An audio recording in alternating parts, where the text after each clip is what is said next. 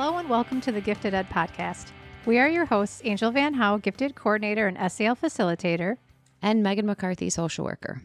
We're grateful for the opportunity to share this space with you today as we talk about the complexities of giftedness. Dr. Nicole Baumer, a child neurologist specialist at Boston Children's Hospital, explains neurodiversity as the following. Neurodiversity describes the idea that people experience and interact with the world around them in many different ways. There is no one, quote, right way of thinking, learning, and behaving, and differences are not viewed as deficits. So using the lens of neurodiversity, we invite you to learn more about diverse gifted learner profiles. There are various profiles of the gifted learners, but for today, we're going to compare and attend to the characteristics of an accelerated learner and a passionate learner, and how these characteristics may impact their learning experiences. So this terminology is extracted from text from the book When Gifted Kids Don't Have All the Answers, written by Judy Galbraith and Jim Delisle. We chose to include an accelerated learner profile because oftentimes common expectations of gifted learners align with an accelerated gifted student's profile. The reality is that there are multiple gifted profiles that may not be understood or judged to be less than gifted.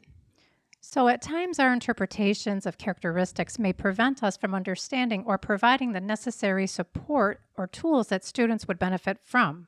It's important to be aware of learning styles so that you may perceive students without judgment. For example, passionate gifted learners can be judged as underachievers, distracted, or overreactive.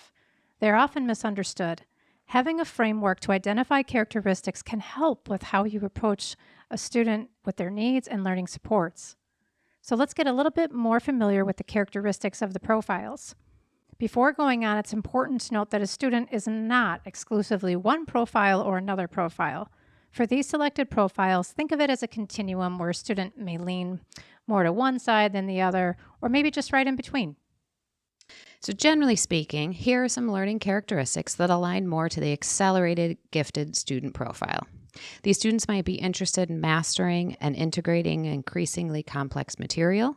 They may be frustrated by lockstep learning. They tend to have the ability to quickly learn and recall large amounts of information, so they're highly efficient information processors. There's a sense of fulfillment that might come from mastering higher and higher levels of material and applying it to solve problems of increasing difficulty. These students might be high achievers and a well-defined discipline like science, literature, or math, and they tend to succeed in curricular systems which stress knowledge acquisition, linear skill building, and logical analysis. So some potential challenges or supports these students might need is that they tend to have high achievement expectations, so they must score 100% on every test. These students also might be prone to perfectionism. They may need help setting realistic goals, and that help might be coming from their perfectionistic tendencies. And parents or teachers may drive achievers in this category a little hard, which reinforces the student's fear of failing. So let's switch gears right now and, generally speaking, talk about some of the learning characteristics that align more to the passionate gifted student profile. They have the ability and desire to become wholly involved or immersed in a problem. They love to form a relationship with a topic and explore multiple facets of it until their need to know is satisfied. So an example of a topic could be the Great Depression.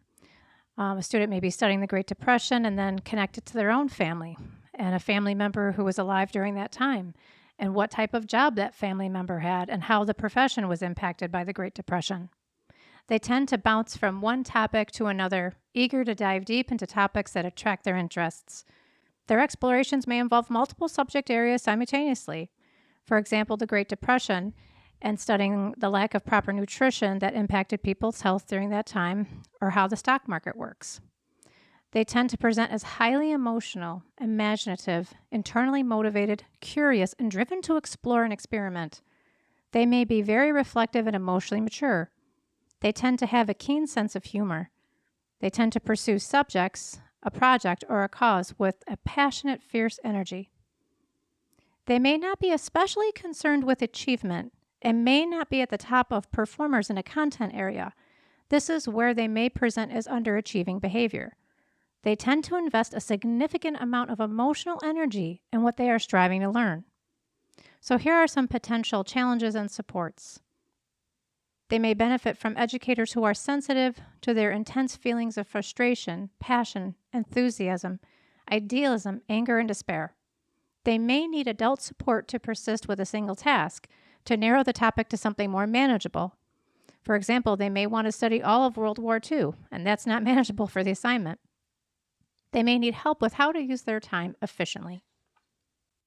So I wanted to kind of pause right there. Angel, I thought you and I could kind of process what we've kind of talked about so far, given the work that we do directly with students. Absolutely. So being a social worker, I'm thinking about potential social impact and maybe more so within like group dynamics for group projects.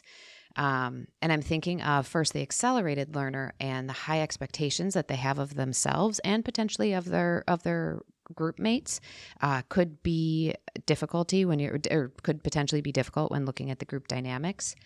And then when I'm thinking of a passionate learner, I could see how the need for them to dive deep, so the depth and the breadth that they really want to explore these topics might not only frustrate their peers, but also be difficult for time constraints of assignments due. I agree with you. And as you were talking, I was thinking about how if you're a passionate learner and you're not in the majority, you may start to compare your learning approach to accelerated learners. Mm-hmm. And there can be an impact on how you think of yourself as a learner, due to that. And so as an educator, it's just very important to incorporate that sensitivity to your instruction in teaching a whole group of diverse learners. I think that makes sense. Absolutely. So kind of thinking through, or I guess in summary, some of the similarities and differences between them. Some of the similarities between accelerated and passionate learners is that they're both very motivated to learn, and they become immersed in what they're studying. Some key differences between these two profiles is that they may be motivated to learn for different reasons, and that also accelerated learners tend to be more concerned with mastering and integrating increasingly complex material, whereas passionate learners are more concerned with achieving the breadth or the depth and relationships with the topics connected to their interests or their own passions. So in conclusion, we'd like to offer these reflection questions to you. When you reflect on your own learning styles, do you identify more with accelerated or passionate gifted learner characteristics? How does your learning style influence how you respond to students' learning profiles? In what ways does your classroom honor, support, and accommodate passionate learners? We want to thank you for joining us in this space today. Please subscribe to the Gifted Ed podcast to stay up to date with our latest episodes. Stay tuned for our next episode that continues to unpack the complexities of giftedness.